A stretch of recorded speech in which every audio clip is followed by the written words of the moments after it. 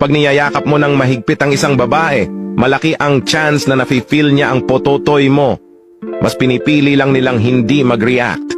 Random facts tungkol sa mga babae. Hindi maniniwala ang mga lalaki sa sasabihin ko.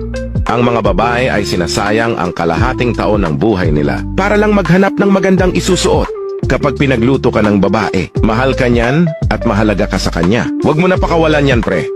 Gustong-gusto ng mga babae ang mga lalaki na mahilig sa mga baby. Cute yun sa paningin nila. Alam mo ba na ang mga babae ay nag-spend ng 120 hours taon-taon para lang tignan ang sarili nila sa salamin?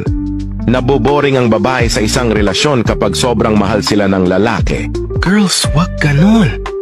Ang mga babae ay may nag-iisang dark secret sa past nila at hindi nila ito sinasabi kahit sa kanilang #1 best friend.